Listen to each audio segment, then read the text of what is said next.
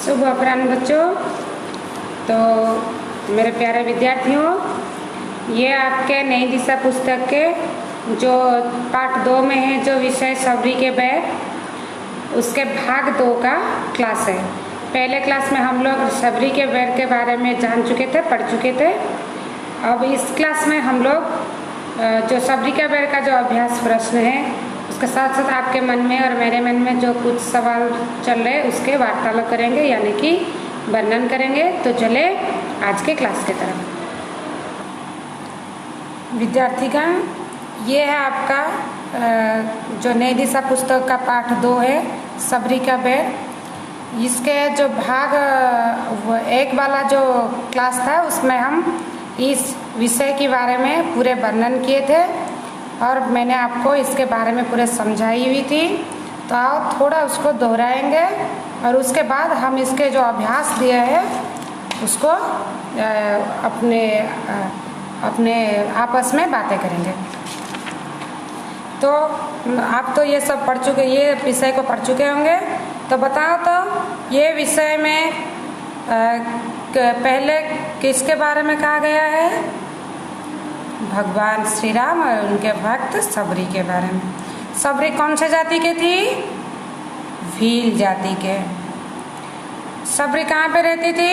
कुटिया पे। सबरी ने भगवान श्री राम को क्या खाने के लिए दिए थे? बैर दिए थे, पके पके बैर। सबरी ने श्री राम को कैसे बैर चक्कर दिए थे? क्यों बैर चक्कर दिए थे? क्योंकि ताकि भगवान श्री राम को कहीं खट्टे बैर ना खाने पड़े। तो बच्चों, ये कहानी से हमें क्या सीख मिला था कि हमें एक दूसरे के प्रति स्नेह और श्रद्धा भक्ति रखना चाहिए और सबको समान भावना चाहिए। तो बच्चों, चलो थोड़ा अपनी ज्ञान को बढ़ाने के लिए ये अभ्यास के तरफ चलेंगे। देखो, पहला प्रश्न दिया है मौखिक में, यानी कि आपको इसको सिर्फ बोलना है। सबरी कौन थी? बच्चों, सबरी कौन थी? एक भील जाति की एक बूढ़ी औरत थी। सबरी की कुटिया कहाँ थी? बच्चों, सबरी की कुटिया कहाँ थी? सबरी की कुटिया घने जंगल के बीच थी।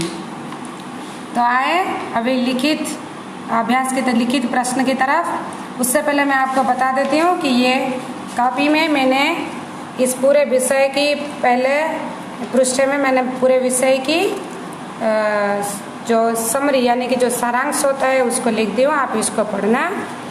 और दूसरे कॉपी में मैंने इसके अभ्यास के उत्तर लिखे हूँ। तो देखो, पहला प्रश्न है, सही उत्तर पर सही का निशाना लगाए। सबरी क्या करना अपना परम धर्म मानती थी? क्या करना? अतिथियों का सत्कार, यानी कि सत्कार करना अपना परम धर्म मानती थी। दूसरे प्रश्न देखो, सबरी के मित्र कौन थे? कौन थे जंगल पे उनके मित्र? ना जंगली जानवर। कौन थे सबरी के मित्र? जंगली जानवर। नंबर 2 बच्चों, ये नंबर 2, 3, 4, 5 जो है, ये आपके लिए दीर्घ उत्तर में लगे, यानी कि 2 या 3 लाइन से आपको इसका उत्तर लिखना है। तो पहला प्रश्न देखो, लोग सबरी की कुटिया वाले स्थान को पवित्र क्यों मानते हैं? लोग सबरी की कुटिया वाले स्थान को पवित्र क्यों मानते हैं? मैंने इसके उत्तर लिखी है, अभी देखो समझा रही हूँ। जंगल के बीच स्थित सबरी की कुटिया पर भगवान राम ने अपना भक्त सबरी से मिले थे और बातें भी किए थे, इसलिए लोग उस स्थान को पवित्र मानते हैं। जंगल के बीच जो सबरी का कुटिया है, वहाँ पर भगवान राम ने सबरी से मिले थे और बात किए थे, इसलिए लोग उस स्थान को पवित्र मानते हैं। तो नंबर 3 क्वेश्चन देखो बच्चों, सबरी ने भगवान राम से क्या विनती की? सबरी ने भगवान राम से क्या विनती की, क्या प्रार्थना की थी? अपनी कोमल चरण स्पर्श से सबरी की कुटिया को पवित्र करने के लिए सबरी ने भगवान राम से विनती की। क्या विनती की थी ना? अपनी कोमल चरण स्पर्श, यानी कि भगवान राम के कोमल चरण स्पर्श से सबरी की कुटिया को पवित्र करने के लिए सबरी ने भगवान राम से प्रार्थना की थी, यानी कि विनती की थी। अभी आया नंबर 4, सबरी ने अतिथि सत्कार कैसे किया। अतिथि सत्कार, अतिथि का सेवा कैसे किया। जैसे कि आप जानते हैं, सबरी ने पक्के बेरों की टोकरी लाई और खुद चख चख कर मीठा बेर अतिथि को खाने के लिए दी। इसी प्रकार सबरी ने अतिथि सत्कार किया। सबरी ने पूरे बैरों की टोकरी लाई और उसमें से चख चख कर सिर्फ मीठे बैरों को अतिथि को दी। उसी प्रकार सबरी ने अतिथि का सत्कार किया। नंबर 5, भगवान राम सबरी के जूठे बैरों को प्रेम से क्यों खा रहे थे। आप जानते हैं, भगवान राम भक्तवत्सल हैं और वो जानते थे कि सबरी की झूठे बैर में उनके प्रति श्रद्धा, भक्ति और प्रेम भरा हुआ है। इसलिए प्रभु श्री राम सबरी के झूठे बैरों को प्रेम से खा रहे थे, क्योंकि वो जानते थे कि उस झूठे बैर के अंदर सबरी का प्रेम, भक्ति, श्रद्धा सब छुपे रहे हैं। तो बच्चों, ये हो गया आपका दीर्घ उत्तरमूलक प्रश्न और उत्तर। मैंने इसको लिख दिया, आप इसको कॉपी में लिख लेना।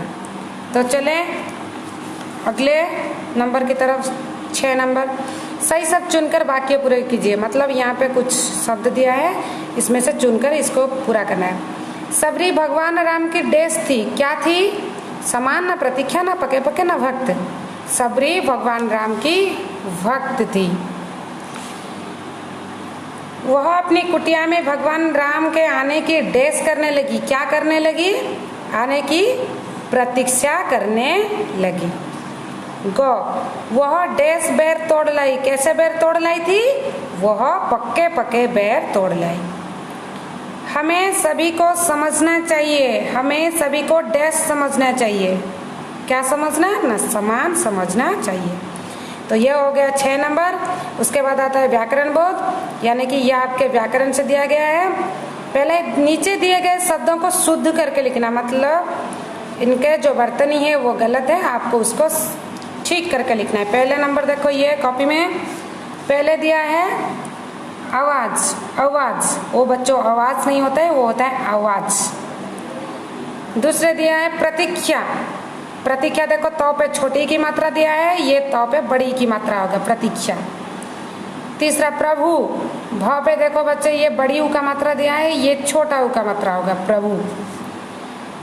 वृद्धा, वृद्धा, वो वृद्धा नहीं होता है, वो वृद्धा होता है, वो होता है। देखो बच्चों, ये वृद्धा होता है, वो पे रू की मात्रा, द, आधा ध, हा की मात्रा। उसके बाद आया श्रद्धा।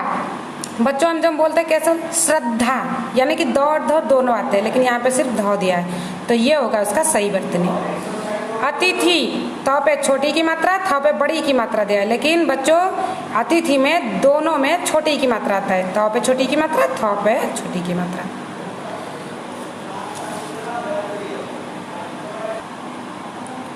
नंबर 2 देखो, कुछ शब्द जोड़े में भी प्रयोग किए जाते हैं, यानी कि जोड़ा बनकर, पेयर बनकर प्रयोग किए जाते हैं, जैसे पशु, पक्षी।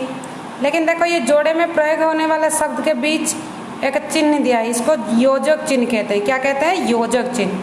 तो आपको इन शब्दों के बीच में योजक चिन्ह लगाया जाता है। जोड़े में प्रयोग किए जाने वाले 6 शब्द और लिखना है, जैसे मैंने यहाँ पे लिखी है, देखो, माता पिता, पुत्र वधु, सुख दुख, हानि लाभ, पेड़ पौधा, जमीन आसमान। आप अगर कुछ अलग शब्द लिख सकते हो तो लिख पाओगे। नंबर 3, संज्ञा के स्थान पर प्रयोग किए जाने वाले शब्द को सर्वनाम कहते हैं, ये आप जानते हो, जैसे कि वो, वे, उसके, उस, उसने, उसी प्रकार। तो यहाँ पे दिया है पाठ में, पाठ से सर्वनाम शब्द चुनकर वाक्य बनाना है आपको। मैंने यहाँ पे बनाई है, देखो, पाठ में है वह तुम्हारा पिताजी हैं, उसे यह फल दे दो, उनके आने की प्रतीक्षा करो। अगर आप कोई और शब्द इसमें से ढूंढ पाओगे तो उसको लेके वाक्य में प्रयोग करना।